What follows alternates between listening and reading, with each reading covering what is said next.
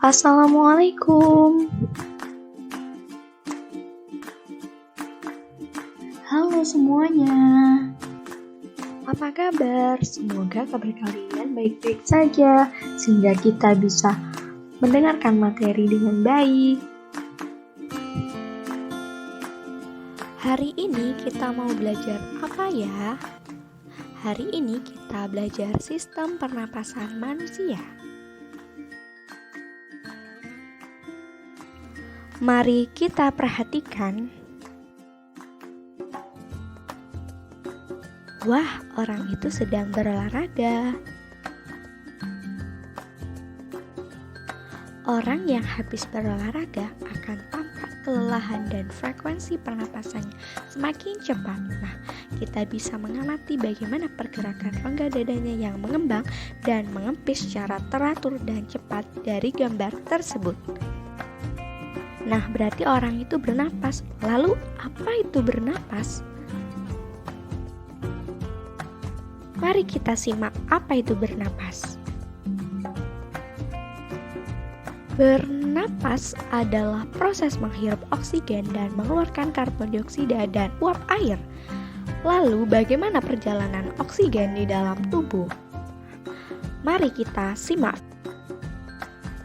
Oksigen dari udara bebas akan dihirup oleh manusia saat inspirasi. Kemudian oksigen akan melewati rongga hidung, faring, laring, trakea, bronkus, bronkiolus, dan akhirnya mereka akan sampai di alveolus. Di alveolus, oksigen akan berdifusi menuju ke kapiler darah yang menempel di alveolus. Di kapiler darah, oksigen akan diangkut dengan dua cara, yaitu pertama, oksigen akan diikat oleh hemoglobin dan akhirnya membentuk oksihemoglobin. Dan cara kedua itu adalah oksigen akan larut dalam plasma darah. Oksigen akan diangkut oleh pembuluh darah untuk beredar ke seluruh tubuh. Kemudian akhirnya darah yang mengandung oksigen sampai ke sel tubuh atau jaringan tubuh. Oksigen kemudian berdifusi dari kapiler darah menuju ke sel tubuh. Di dalam sel tubuh, oksigen akan dipakai untuk proses pembentukan energi oleh organel mitokondria. Nah, kemudian akan menghasilkan reaksi berikut. Jadi ada C6H12O6 ditambah dengan 6O2 yang kemudian akan membentuk 6CO2 ditambah 6H2O dan energi. Pemakaian oksigen di dalam reaksi tersebut ternyata menyisakan karbon dioksida. Nah, karbon dioksida ini akan berdifusi ke kapiler darah. Di kapiler darah, karbon dioksida akan diangkut melalui tiga cara, yaitu 1. Karbon dioksida akan terlarut dalam plasma darah yang kemudian membentuk asam karbonat.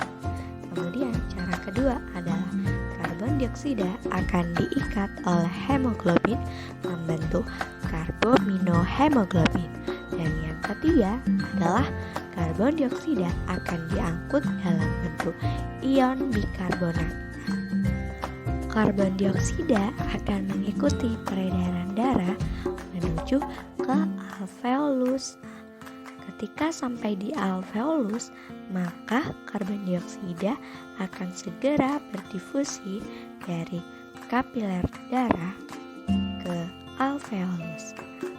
Karbon dioksida itu kemudian akan dikeluarkan dari alveolus melalui proses ekspirasi melewati bronkiolus, bronkus, trakea, laring, faring, rongga hidung, dan akhirnya ke udara bebas.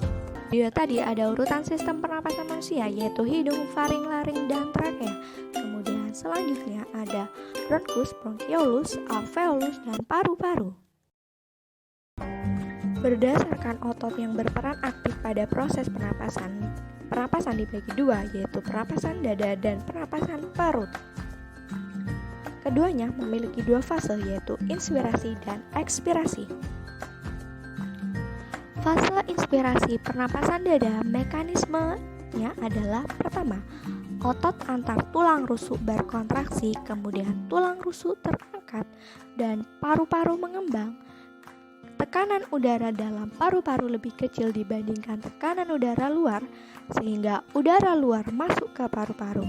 Kemudian fase ekspirasi pernapasan dada. Pertama, otot antar tulang rusuk relaksasi dan tulang rusuk menurun, kemudian paru-paru menyusut dan tekanan udara dalam paru-paru lebih besar daripada tekanan udara luar, sehingga udara keluar dari paru-paru.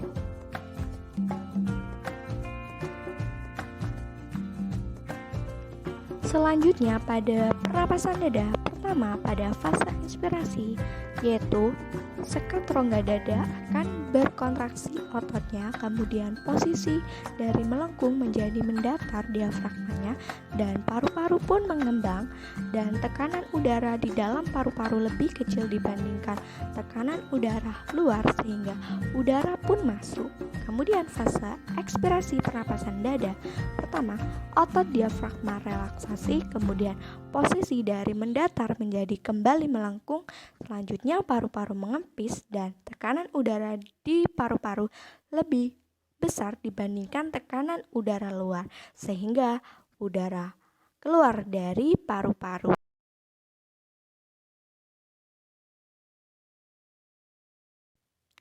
Kemudian ada frekuensi pernapasan. Frekuensi pernapasan adalah intensitas memasukkan atau mengeluarkan udara per menit dari dalam keluar tubuh atau dari luar ke dalam tubuh.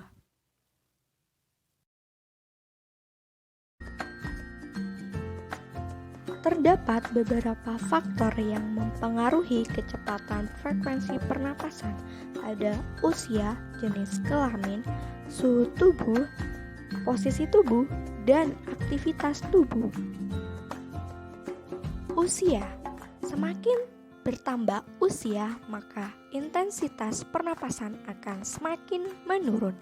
Kemudian jenis kelamin, di mana laki-laki memiliki frekuensi pernapasan lebih cepat dibandingkan perempuan. Kemudian suhu tubuh, di mana semakin tinggi suhu tubuh seseorang, maka frekuensi pernapasannya akan semakin cepat. Dan posisi tubuh, di mana frekuensi pernapasan meningkat saat berjalan dibandingkan posisi diam. Sedangkan frekuensi pernapasan posisi berdiri lebih cepat dibandingkan posisi duduk, dan frekuensi pernapasan posisi tidur terlentang lebih cepat dibandingkan posisi tengkurap. Dan kemudian untuk aktivitas tubuh, di mana semakin tinggi aktivitas tubuh, maka frekuensi pernapasan akan semakin cepat.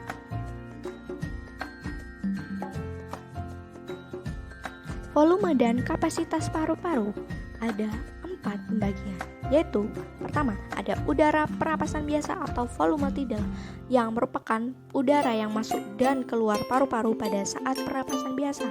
Volume udara yang masuk dan keluar sebanyak 500 mili. Kemudian yang kedua ada udara cadangan inspirasi atau udara komplementer, yang merupakan udara yang masih dapat dimasukkan ke dalam paru-paru secara maksimal setelah melakukan inspirasi normal. Dasarnya udara komplementer adalah 2.500 sampai dengan 3.000 mili. Kemudian ada udara cadangan ekspirasi atau udara suplementer, yang merupakan udara yang masih dapat dikeluarkan dari paru-paru secara maksimal setelah melakukan ekspirasi biasa. Besarnya udara suplementer adalah 1.250 sampai dengan 1.300 mili. Dan kemudian ada udara residu, merupakan udara yang tersisa di dalam paru-paru yang berfungsi untuk menjaga agar paru-paru tetap dalam keadaan mengembang. Kemudian besarnya udara residu biasanya adalah 1.200 ml. Kemudian ada kelainan dan gangguan pada sistem pernapasan. Nah, ada asma, tuberkulosis atau TBC, dan faringitis, bronkitis, dan pneumonia. Asma adalah gangguan pada rongga saluran pernapasan yang diakibatkan oleh kontraksi otot polos pada trakea dan mengakibatkan penderita sulit bernapas. Kemudian tuberkulosis adalah penyakit spesifik yang disebabkan oleh bakteri Mycobacterium tuberculose, dan bakteri ini menyerang semua organ tubuh, tetapi yang paling sering adalah paru-paru dan tulang. Kemudian faringitis adalah peradangan pada faring sehingga timbul rasa nyeri pada waktu menelan makanan. Kemudian bronkitis adalah penyakit karena peradangan pada bronkus yang merupakan saluran yang membawa udara menuju paru-paru. Dan pneumonia adalah peradangan paru-paru di mana alveolus biasanya terinfeksi oleh cairan dan eritrosit yang berlebihan. Sekian pembelajaran hari ini. Terima kasih. Semoga bermanfaat dan bisa bertemu di lain waktu.